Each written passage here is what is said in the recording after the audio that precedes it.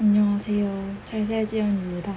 제가 지난 영상에서 Q&A 질문을 받아가지고 지난주 출근길에 열심히 답변을 하면서 출퇴근을 했거든요. 근데 촬영본이 문제가 생겨서 이렇게 다시 찍고 있습니다. 질문을 쭉 보니까 몇 가지 카테고리를 정할 수 있겠더라고요. 답변하기 쉬운 거부터 먼저 답변을 드리겠습니다. 일단 남자친구 있으세요? 없습니다. 짝을 찾는 게 참 쉬운 일은 아닌 것 같아요. 눈이 높나? 높을 수도 있는데 그렇게 높은 것 같진 않거든요. 그렇고 결혼은 언제 하실 건가요? 결혼은 혼자 하는 게 아닙니다.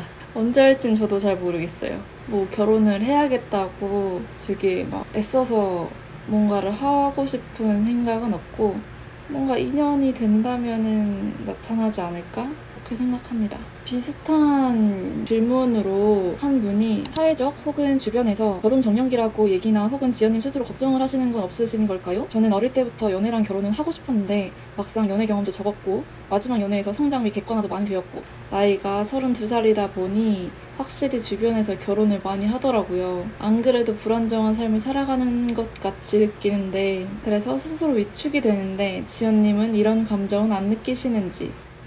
맞아요. 주변에 확실히 결혼을 하는 친구도 많이 늘었고 제 제일 친한 친구 중 하나는 벌써 아이가 2돌이 지났어요.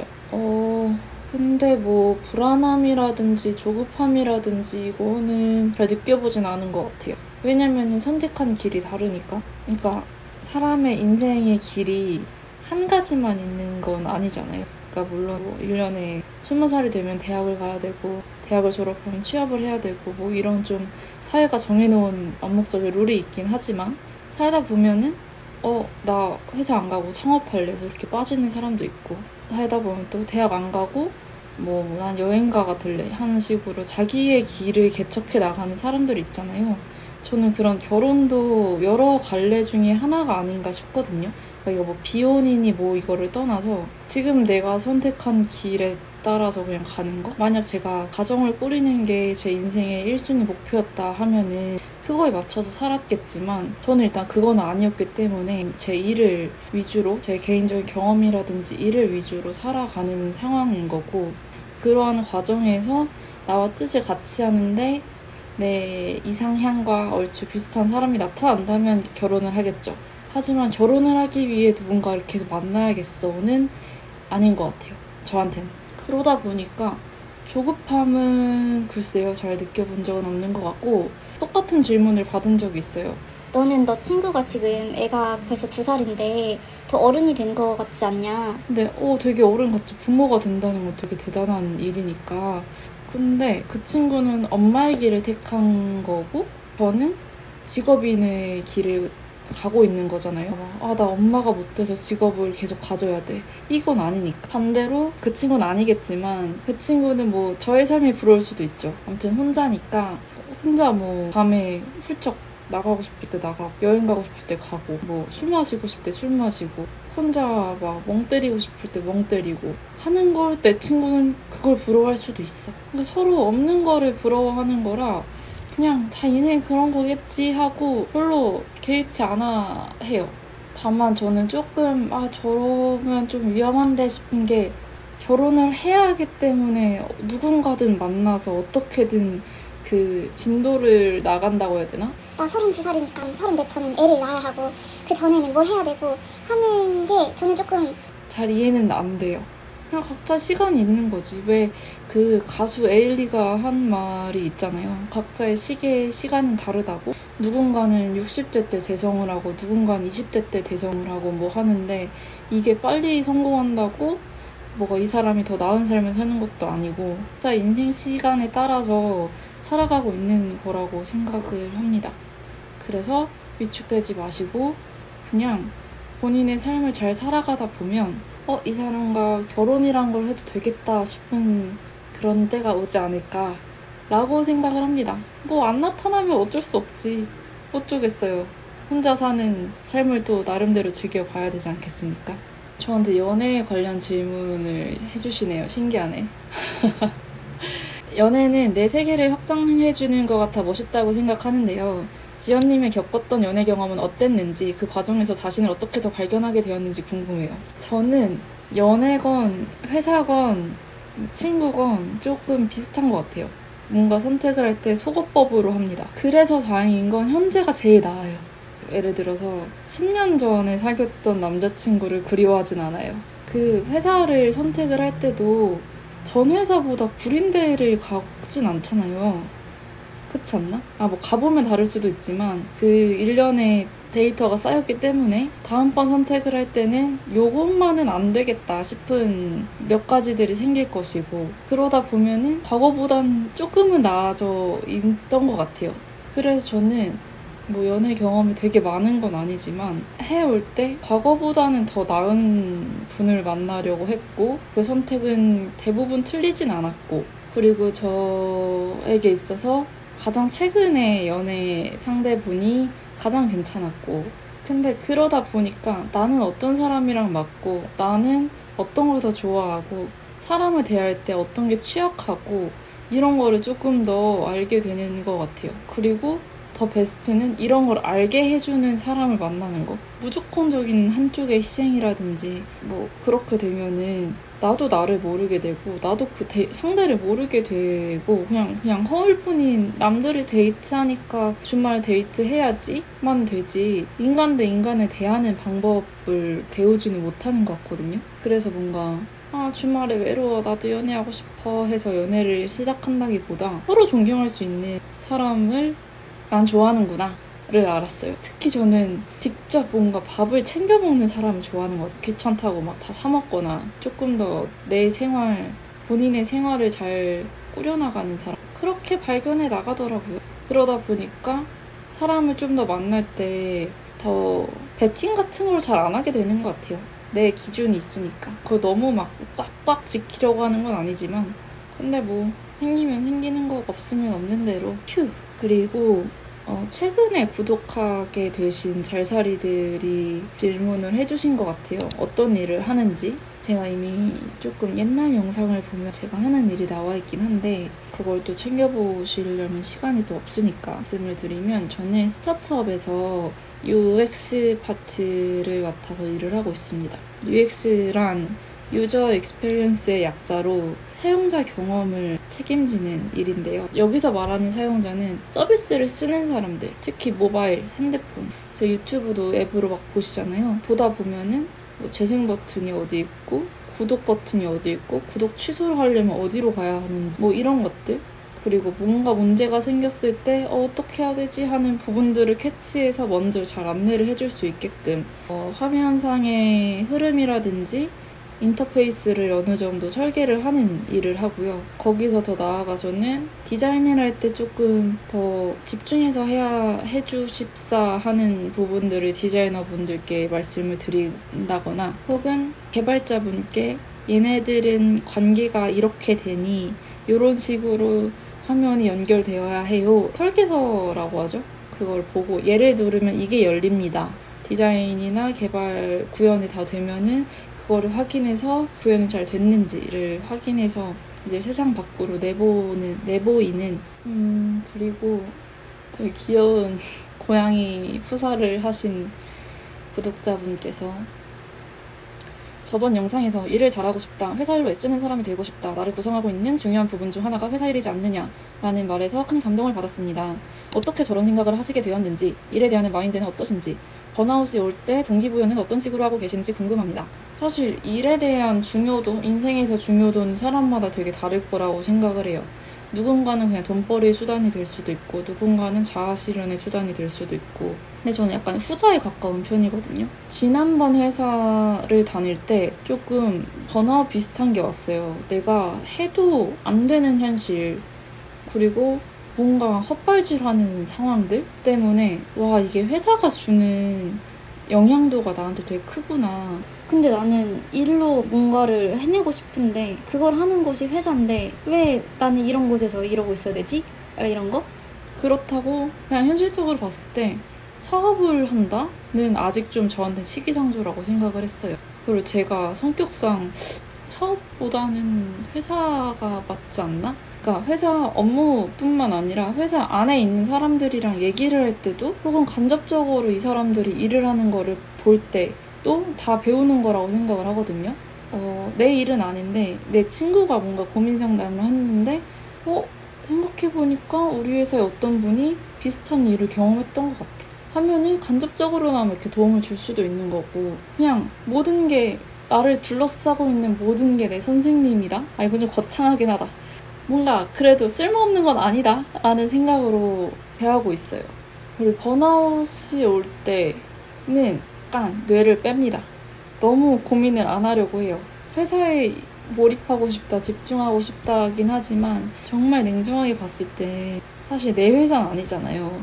내 서비스 아니고 해서 그 약간 중압감이나 부담감을 좀 덜어내려고 하고 제가 스타트업을 다니다 보니 사실 좀 대기업이나 그런 대감댁보다는 좀 안정적이진 못할 수가 있어요. 근데 회사가 망했을 때 내가 망하나? 는 아니잖아요. 회사가 망하면 대표님이 제일 속상하지 내가 속상한 일은 아니란 말이야. 나는 다른 회사를 가면 돼요. 내가 망한 건 아니니까. 조금 약간 이런 중압감, 부담감을 덜어내려고 하고 그러기 위해서는 너무 회사 일에 100% 나를 몰입한다기보다는 한 60% 정도만 하고 나머지는 또 이렇게 분산해서 하고 그런 식으로 하는 것 같아요. 취미생활 무조건 만들어두고 가장 간단하게 스트레스를 해소할 수 있는 법을 준비해두고 그런 거. 더워. 집에서 왜 모자를 쓰고 있냐면 모자를 쓰고 나갔다 왔기 때문이죠. 앞에 질문에 이어서 자연스럽게 스트레스 해소법을 많이 궁금해 하시는 것 같아요. 단순합니다. 그냥 운동을 해요. 가만히 있어서 풀리는 스트레스가 있고 아닌 게 있는데 대부분 아니더라고요. 가만히 있으면 괜히 부정적인 생각만 더 가득해지고 그래서 저는 첫 번째로는 일단 몸을 움직여요. 진짜 땀 흘려서 운동할 컨디션이 아니다 하면 그냥 산책 정도만 하고 써요. 뭐가 그렇게 짜증이 나는지. 머릿속에 있으면 둥둥 떠다니면서 꼬리 물면서 더 안 좋아지거든요. 써도 뭔가 안 된다 하면은 무교이지만 그 법륜 스님의 증문즉서를 되게 좋아하거든요. 내일이어서 복잡해 보이는 거를 스님은 엄청 심플하게 그냥 정의를 내려버리세요. 이게 뭐가 고민이냐. 그래서 약간 지연 1, 지연 2 이렇게 두고 하나는 법륜 스님인 양 얘기를 하는 거야. 그러니까 자문자답을 하는 거지. 내가 법륜 스님이라면 얘한테 나한테 무슨 얘기를 해줄까? 나는 지금 뭐가 고민인가? 이렇게 하다 보면은 되게 좀 심플해질 때가 종종 있던 것 같아요. 스트레스를 받는다는 거에 너무 의미부여를 안 하려고 해요. 사람이니까 당연히 스트레스는 받는 거거든요. 근데 나 지금 스트레스 너무 받아. 이거 받으면 나는 뭐 우울감에 빠질 거고 이러면 뭐가 될 거고 어쩌고 이게 아니라 나 좀 지금 빡치네. 오늘 운동 좀 해야겠다. 이렇게 그냥 혼자 여행 갈 때 추천하는 곳이나 꿀팁들 게스트하우스를 가더라도 1인실에 묵어요. 호텔보다는 교류가 있으나 잘 때는 좀 독립적인 공간에서 그러면 약간 군중 속의 고독 같은 걸 느끼면서 내 생각을 정리할 수 있다거나 그리고 공용 거실이나 공용 부엌에서 먹더라도 여행자야 한두 마디 나누면서 결이 비슷한 사람이랑 얘기를 나눌 수 있게 되는 것 같아요. 그리고 이건 반반이긴 한데 렌트보다는 뚜벅이 걸어 다녔을 때 더 발견하게 되는 것도 더 많은 것 같아요. 언제 내가 부산에 가서 버스를 타면서 부산 아줌마들의 대화를 들어보겠어요. 그리고 꼭 하나는 조그만한 노트랑 펜을 꼭 가지고 가시는 걸 추천드려요. 그냥 조그마한 가방으로 편하게 다니다가 뭔가 보면은 그때 드는 생각이 있어요. 그거에 대해서 여기 흰여울 마을에 갔는데 풍경이 너무 예뻤다. 되게 광활한 바다랑 윤슬이 너무 예뻤다.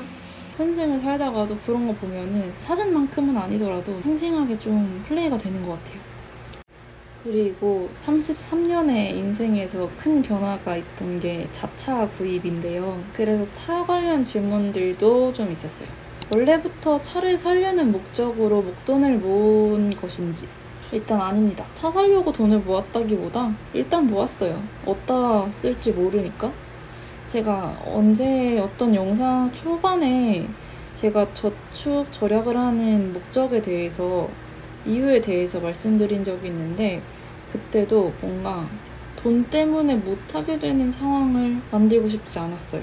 차를 사게 됐건 결혼을 하게 됐건 혹은 뭐 유학을 하게 됐건 어떤 좀 큰 변화가 일어났을 때 돈이 없어서 그때 좀 아낄 걸이라는 마음을 갖고 싶지 않았어요. 그래서 일단 평소에 좀 아껴서 이슈가 생길 때 대응을 하자 라는 생각으로 모아오다가 전 어딘가 돌아다닐 때 되게 좋은데 대중교통으로도 충분히 가능하긴 하지만 그래도 좀 더 편하고 쾌적하고 더 다양한 데를 갈 수 있는 방법으로 차가 있으면 좋지 않을까? 그래서 저는 지금 차를 뽑은 지 한 4개월 정도 됐는데 전혀 후회 없이 완전 만족하고 있습니다. 그래서 이게 큰돈이 나가고 나서 다시 모으려니 힘이 빠지진 않으셨는지 궁금해요. 이랬는데 솔직히 아니라고 하면은 거짓말. 왜냐면 자릿수가 바뀌어가지고 뭔가 마음속에 좀 든든함이 있었는데 이게 딱 빠지고 나니까 이게 참 기분이 묘하네. 그게 어디 날아간 게 아니고 차로 남아있는 거니까 다시 그냥 열심히 자릿수를 다시 맞추려고 오히려 좋아. 초심으로 돌아가서 열심히 아껴보자로 된 거죠. 그리고 자차를 이용하면서 가장 만족스러운 부분. 제가 지금 부모님이랑 본가에서 살다 보니까 제 공간이 없어요. 그러니까 제 방은 있는데 방이 완전한 독립된 공간은 아니라고 생각을 하거든요. 더군다나 여름에는 더워서 에어컨 때문에 방문을 이렇게 지금처럼 항상 열어두고 살다 보니까 저만의 온전한 공간이 없는 거? 하지만 차가 생김으로써 내 공간이 생긴 거? 진짜 지난달에 좀 힘든 일이 있었는데 그때 차에 되게 자주 있었어요. 오래 있었어요, 차에. 퇴근하고 나서도 집에 안 들어가고 그냥 왜 막 신혼부부들? 결혼한 사람들 얘기 들어보면은 오빠들이 지하 주차장에서 집에 안 들어가고 차 안에 가만히 있는다는 얘기를 들었거든요. 이해가 잘 안 됐는데 무슨 마음인지 알 것 같아. 이게 나만 있는 공간이 진짜 중요하구나. 저축은 어떤 방식으로 하는지. 제가 예전에는 작년 정도까지만 해도 예적금을 되게 많이 들었는데 요즘에는 그 예적금보다는 투자 비율을 조금 많이 늘렸어요. 근데 뭐 주식 투자뿐만 아니라, 그러니까 국내 주식은 더 늘리고 있진 않고 주로 미국 주식 아니면 ETF, 연금, 채권 막 이런 식으로 조금 나눠서 투자를 하고 있고 그 비율 같은 경우는 제가 다시 정리를 해봐야 돼서 자세히 공유를 드릴 수 있다면 드리도록 해볼게요. 그리고 약간 미래에 대한 질문도 좀 있었는데 내 집 마련은 어떤 계획이 있으신지 궁금해요. 뭐랄까 결혼도 마찬가지로 너무 갈구한다고 해야 되나? 갈망하면 더 멀어지는 것 같아요. 물론 해야겠지만 구체적인 계획은 없어요. 아예 무작정 없다기보다는 지금 우선순위로 두고 있는 그런 문제는 아니에요. 내 집 마련을 해야죠. 나중에 언젠가는 해야 하는 일인데 지금 내가 그걸 몰두를 해야 되나? 이 시점에? 같이 병행해서 가긴 해야 되지만 지금 당장은 크게 구체적으로 하진 않고 있습니다. 저에겐 우선순위가 아니에요. 좀 되게 심오한 질문이 있네요. 혹시 지연님은 자신의 10년 후 모습은 어떠실 것 같나요? 10년 후 유튜브 소개글에 멋있고 귀여운 할머니가 되기를 써놨거든요. 그게 꽤 힘든데 되면 되게 좋을 것 같은 거예요. 10년 뒤면은 43살일 것이고 그러면은 할머니 소리를 듣기는 한참 전이긴 해야지만 그 과정 중에 있을 거란 말이죠. 그때는 멋있음을 장착하고 싶어요. 귀엽고 멋있는 할머니 중에 멋있는 10년 뒤까지는 조금 장착을 하고 싶다. 그러니까 멋있다는 게 전문적이고 똑똑하고 지혜로운 사람이 저는 멋있거든요. 그런 사람이 되고 싶은데 43살 정도는 가질 수 있지 않을까. 그것도 과정이려나? 과정이겠죠. 사람은 죽을 때까지 배워야 되니까. 심플하게 전문성을 가지고 일하는 사람일 것 같아요. 그때도 일을 하겠는데 조금 더 자유롭게 일을 하고 싶어요. 예를 들어서 정말 디지털 노마드가 된다든지 10년 후면은 거의 경력으로는 16년 차 정도가 되니까 시장 경쟁력은 어느 정도 있을 거라고 생각을 하고 그렇기 때문에 프리랜서로도 얼추 활동이 되지 않을까? 저도 직장인이지만 하루 일과 마치고 집에 돌아오면 저녁밥 먹고 나서 어김없이 눕고 또 자게 되는데 어떻게 공부에 운동까지 꾸준히 하시는 건지 혹시 동기부여를 받으시는 게 무엇인지 궁금합니다. 정말 주변에서도 비슷한 질문을 많이 하거든요. 어떻게 그러냐고? 근데 별로 생각을 안 하면 돼요. 뭔가를 하는 게 엄청난 일처럼 생각이 드니까 하기 두려워지는데 그게 아니고 집에 왔다. 좀 쉬다가 책이나 한 10페이지 읽어볼까? 개 피곤한데 퇴근하고 운동 어떻게 하지? 일단 헬스장을 가보기나 하자. 이런 거? 그런 식으로 차근차근 그냥 습관을 만들어 가는 거지. 처음부터 저도 절대 못했어요. 지금도 사실 게으름 많이 피거든요. 양심 고백을 하자면 8월 한 달은 저 영어 공부 하나도 못했어요. 그러니까 의욕이 안 생겼어요. 그래서 몰라. 이번 달은 못하겠다. 이번 달에 지난달 안 하고 다시 좀 힘이 이제 좀 슬슬 다시 날 것 같아서 9월부터는 다시 해보려고 합니다. 그래서 뭐 동기부여 이런 것도 없고 그냥 10분만 걷다 오자. 책 5페이지만 읽자. 약간 이런 식으로 작은 행동부터 해보시면 은근히 좀 이게 습관 들이는데 도움이 될 거예요. 그리고 꾸민기를 거의 사용하지 않으신다고 하셨는데 보면 늘 예쁘셔요. 특히 본인 몸에 잘 어울리는 옷들로 입으시는 것 같은데요. 옷은 몇 벌 정도 있으신지 구입 주기는 어떻게 되는지 궁금합니다. 저 옷 되게 많아요. 이게 과거에 제가 사놓은 옷들이 너무 많아서 요즘은 진짜 안 사고요. 주기라는 것도 없는 것 같아요. 그러니까 입는 거 이미 많이 사놨으니까 과거에 내가 너무 많이 사놨으니까 잘 안 사고 그리고 본인 몸에 잘 어울리는 옷들로 입는 것 같다. 이것은 더 이상 옷에 돈을 쓰고 싶지 않아서 패완 몸이다. 일단 몸을 최적의 상태로 만들어 놓고 거기서 고민을 해보자는 취지로 운동도 열심히 하는 거고 평소에 식단도 좀 하려고 하는 편이에요. 아직 뭐 완벽하다는 아니지만 그래도 뭔가를 입었을 때 흉해 보이진 않을 정도? 몸을 가리려고 하다 보면 옷이 되게 많이 필요한 거예요. 어디를 커버해야 되고 어디를 커버해야 되고 그러니까 커버할 게 없이 만들면 심플해지지 않나? 인 거죠. 약간 이것도 속어법이네. 쳐내기. 필요 없는 거 쳐내기. 싫어하는 거 쳐내기. 그리고 뭐 화장 같은 것도 섀도우도 4개 그냥 뭐라 그래 베이스 톤 조금 진한 거 많이 진한 거 펌 이거 4개 들어있는 거 그거 하나 사서 눈썹에도 쓰고 섀도우로 쓰고 끝에 꼬리로도 쓰고 그냥 그런 식으로 써요. 볼터치도 입술 바른 거 여기 바르고 너무 세분화돼 있어. 내가 봤을 때 구입 주기 딱히 없고요. 옷은 되게 많아요. 그리고 마지막 질문. 연애하면서도 돈을 잘 모으는 방법이 궁금합니다. 기억을 더듬어 보겠습니다. 더듬을 정도는 아니고 제가 주말에 저한테 썼던 돈을 좀 아꼈던 것 같아요. 그러니까 평소에 제가 혼자일 때, 커플이 아닐 때 혼자 뭐 여행을 간다거나 어디 모임에 참여를 한다거나 뭘 배운다거나 했던 썼던 것들 있잖아요.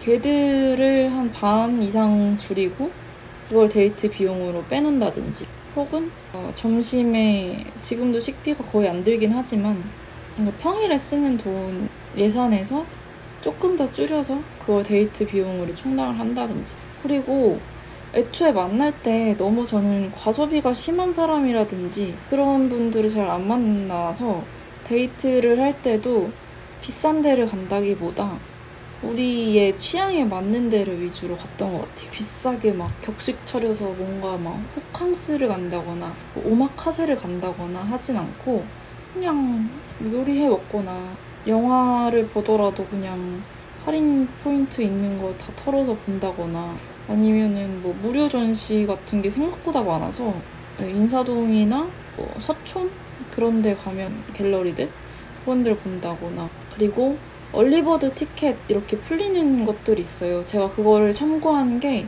주말랭이라는 뉴스레터인데 주말에 할 만한 것들을 모아서 메일로 보내주거든요.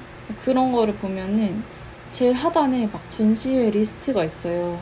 그러면은 한 3달치를 보여줬던 것 같은데 그중에 좀 시작한 지 초반인 것들 이런 데 들어가면 얼리버드 티켓이 한 10%에서 20% 정도는 할인돼서 판매를 해서 그런 거에서 흥미로운 것들은 체크해서 미리 예매를 해서 그때그때 그리고 아이쇼핑을 가더라도 정말 아이쇼핑만 하고 재밌었어요.